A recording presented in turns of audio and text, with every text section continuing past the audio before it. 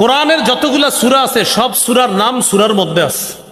কোরআনের যতগুলা সূরা আছে সব সূরার নাম সূরাতে আছে। একটা সূরা ব্যতিক্রম আছে। আচ্ছা, কিছু সূরা পড়ি আমরা। আউযু বিল্লাহি মিনাশ শাইতানির রাজীম, বিসমিল্লাহির রহমানির রহিম। ওয়াইলুল লিকুল্লি হুমাযাহ। সূরার নাম কি? তাহলে সূরার নাম হুমাযা, সূরার মধ্যেও পেয়ে গেলাম হুমাযা। আলাম তারা কাইফা ফাআলা রাব্বুকা বিআসহাবিল ফিল, সূরার নাম, সূরাতেও পেয়ে গেলাম কি? ফিল। লিইলাফি কুরাইশ, সূরার নাম। আরাআইতাল্লাযী ইউকাযযিবু বিদ্দীন, এই সূরাটির শেষ আয়াত হলো ওয়ায়ামনাউনাল মাউন, সূরার নাম।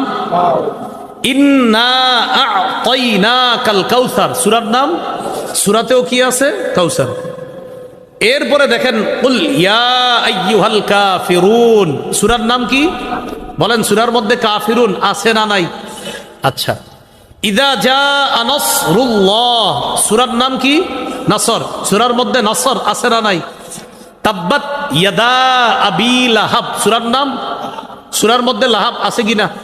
আচ্ছা। এরপরে একটা সূরা বাদ দিয়ে পরেরটায় যাই।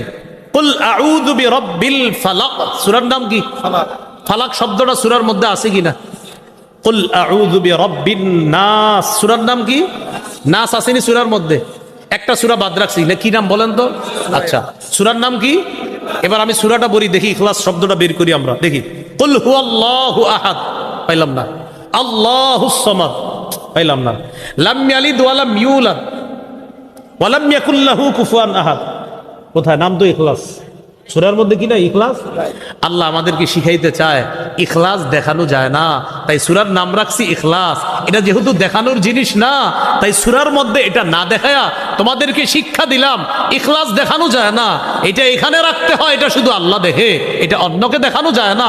তাই ইখলাস সূরার নাম, সূরার মধ্যে শব্দটা না রেখে আমাদেরকে শিক্ষা দিলেন এটা দেখানোর জিনিস না, এটা লালন ধারণ পালন করার জিনিস, এটা শুধু আমি আল্লাহ দেখি।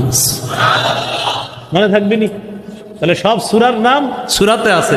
একটা সূরার নাম ইখলাস, শব্দটি সূরার মধ্যে নাই, তবে সূরার পরতে পরতে ইখলাস আছে। আল্লাহ এক, আল্লাহ এক, এটা বিশ্বাস রাখতে হবে একদম অন্তরে। ইখলাস এটা আল্লাহ অমুখাপেক্ষী, হ্যাঁ ইখলাস একদম ভিতর থেকে বিশ্বাস করতে হবে। আল্লাহ সন্তান নেন না, সন্তান জন্ম দেন না, কারো থেকে জন্ম নেন না, এটা একদম অন্তরে বিশ্বাস ইখলাসের সাথে রাখতে হবে। আল্লাহর কোনো সমকক্ষ নাই, এটা শুধু মুখে বললে হবে না, এখানে রাখতে হবে। মানে এই সূরার পরতে পরতে ইখলাস আছে, এটা খুঁজে নিতে হবে, এটা বের করে নিতে হবে, এটা অনুভব করতে হবে। এটা দেখানো বা বলার জিনিস না, তো আল্লাহ শিখাইলেন